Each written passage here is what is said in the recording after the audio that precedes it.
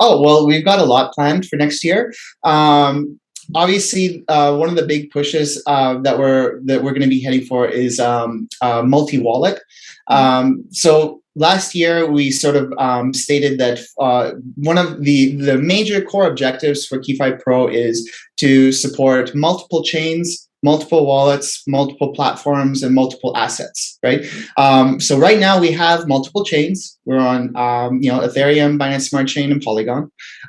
We have multiple platforms. I think we have about 10 different integrations. We have multiple assets, but we don't have multiple wallets yet. We're still only limited to connecting a single wallet to the app. So that's the one of the next features that's coming for next year is a multiple wallets. So we'd be able to add, 10 or 15 Ethereum wallets or whatever, right? And then the app will be able to summarize your totals and be able to break down your balances like that. The next one is obviously integrations. We're going to be bringing in a lot more integrations next year. Cool. I have a personal goal that I would like to see the KeyFi app integrated with over 500 integrations. So, oh my God, that's a lot. By the end of next year. Yeah. Now, that's obviously going to require a different technical approach than what we've done so far. So we're working on that, some different ways that we can scale up integrations very rapidly by doing two things. One is re-architecting our integrations library so that it's just technically structured in a different way. And then the second one is to leverage our community. Because our integrations library is open source, we can ask the community to help us to organize the smart contract addresses, the ABI files, and the documentation details about all of these different protocols to help us along to integrate faster. So that's going to be a huge push for us next year, is to bring in a lot more integrations into the app still. Other than that, there are some major updates that are coming as far as data goes. So a lot of the data that we are working with right now, you can't see in the app. It's all in the back end. We haven't built the last part of the infrastructure to bring the data into the app yet. So next year that is coming as well. There's going to be a lot of data that is coming in there. Charts, graphs, tables, all these different visualizations and stuff. And the cool thing about that is the more data that we bring in, all of that data will be connected to the alert system, right?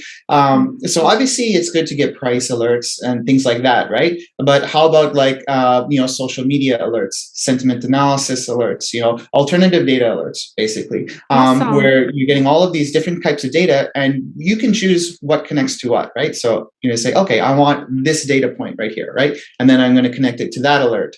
And then finally, the very long term, which I don't know if we'll be able to complete this part of the roadmap next year or not, but I would really like to see if we could, which is the automated transactions. So this is sort of the final part, is where you have all of this data infrastructure that's coming in. It's powering the alert system, right? So the alerts they have a conditional statement attached to them, right? So it's like, if this scenario happens, like if something happens, then trigger the alert, right?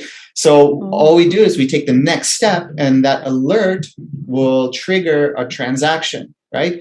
So if the price of Bitcoin is $30,000, then buy 1 Bitcoin, right?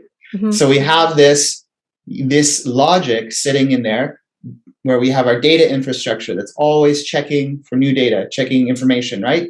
As soon as that statement becomes true, then it's going to trigger that alert in the alert system, right? And then again, the final thing there is when the alert system gets triggered, then it's going to connect and actually execute that transaction. So there's two different ways that we can do the transaction execution.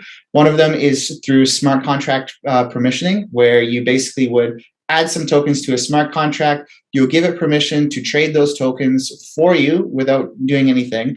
And then we have a bot that monitors this, the alert system, and then will trigger that smart contract to execute the trades when the alert gets triggered.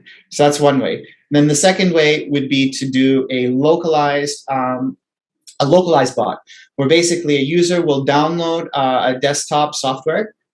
Probably we'll do this with our strategic partner, Selfkey, because they already have a desktop wallet.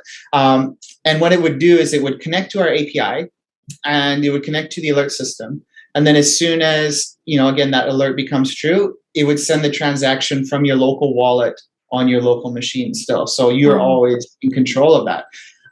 So those are the two approaches that we're going to take to automation. So again, that's our roadmap there. So we are bringing in more integrations, handling multiple wallets, major things coming for data, and then finally connecting the data to the alerts to the transaction execution system for automated DeFi everything, pretty much. Yeah. So, yeah. I know you are using a lot of artificial intelligence, right?